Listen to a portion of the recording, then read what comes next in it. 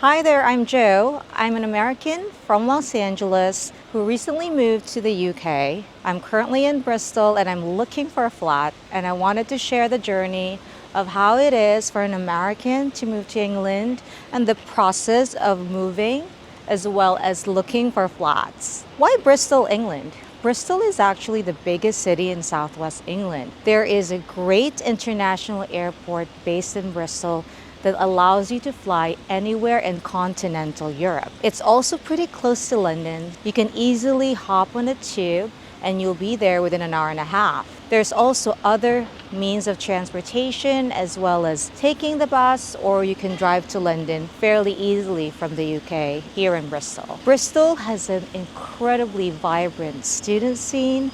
There's the University of Bristol, as well as other universities that are based here for anyone who wants to study for college, university, or for even graduate degrees. I prefer living in the city center because I love to walk and I love being able to just freely go to one place to the other without need of a car. In Los Angeles, I used to travel 2 hours to and from work, and living in England allows for a better quality of life with regards to transportation because I can simply walk everywhere. Hopping onto an Uber is really easy, and that's usually what I do whenever I go travel to the continent from Bristol Airport. Join me as I look for a new flat here in Bristol City Centre.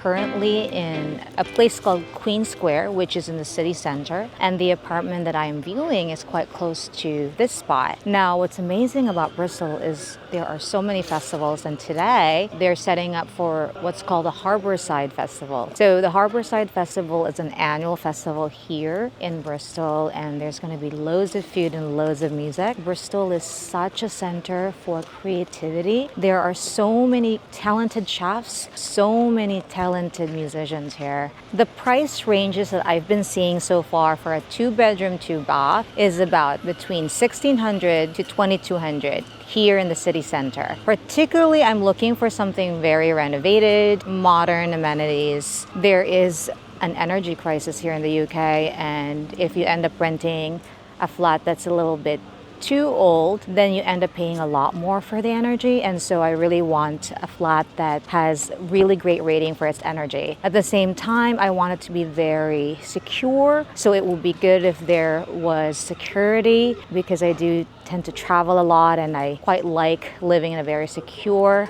flat. Also, I'm looking for a place with 2 bathrooms because we do have guests that come regularly, and a second bathroom is just really important if you guys like to host. There is a new law here in Bristol specifically whereby some landlords, you can only really rent out 2 rooms even if the bedrooms were 3-bedroom. And so because of that, there is a little bit of a housing shortage. A lot of Londoners also commute to London from Bristol, especially after the pandemic when remote work was very, very popular. The amazing thing about England, particularly in London, is that they have fully embraced the remote work culture. And so I do know a lot of people that tend to go to the HQ just once a week or even once a month, and then they just get to do remote work, and Bristol is a great hub for that. It's now 3:15 and I'm on my way to the flat that I'm seeing.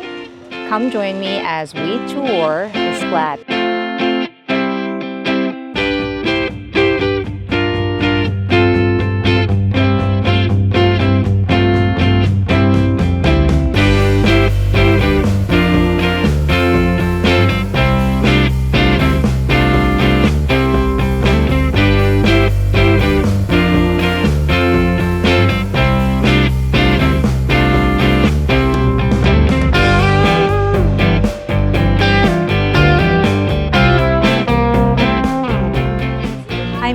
Bristol Harborside, and I'm about to look at 2 flats. I'm still in the process of looking for a flat to stay at here in Bristol, England. I wanted to talk a little bit about preparing for the move from the US and on to the UK or Europe. So the first thing that happened really is you need to get your visa.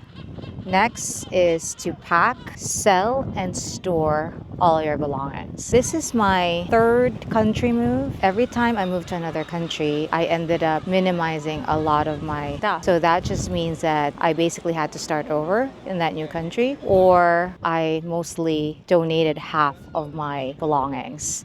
This time around, since I don't really have many things, we packed up our house and we stored most of our belongings into a storage facility in California. Moving here in the UK, we did bring clothes, shoes, brought minimal furniture. We're probably gonna buy just small things here and there since it's gonna be just a few years of living here in the UK. But for people who are planning on moving permanently, the first thing that you really need to do is accept that you have to donate or sell a lot of your belongings and then store whatever you're not gonna be donating onto a storage facility. Next, if you have a pet, you have to sort out the pet situation with the airline. Once you come here in the UK, then it's time for you to look for a flat. Normally, they would prefer that you have an address. You could perhaps put your hotel address or your friend's address for the time being as you're looking for a flat. And then you have to also open a bank account. Normally, they also ask for about 3 months of rent as a deposit. Of course, they would have a minimum salary requirement depending on the flat that you would want to rent. Another thing to think about is the healthcare. You're going to have to go and register yourself to the NHS so that you would be able to qualify for their public health. Come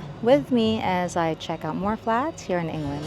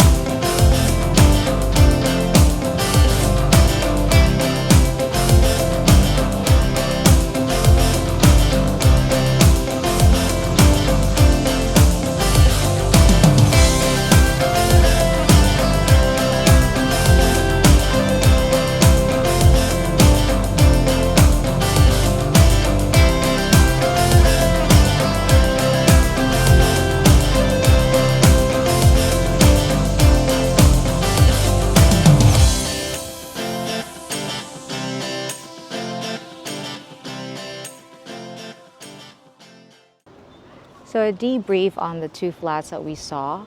They were certainly a bit small. They didn't have wardrobes and there was no view, which is certainly something that we prefer if there was a water view. The thing about living in Bristol is that there's loads of flats and there's so many places where there's a water view. So if we're gonna move, might as well have a view. Interestingly, this particular flat do not have wardrobes, which is a problem. Something to think about for sure. So a wardrobe in the UK is a closet, so there are no closet space, which means that one bedroom will have to be the closet. The other bedroom is supposed to be the office, so I'm not quite sure if we're gonna take this one.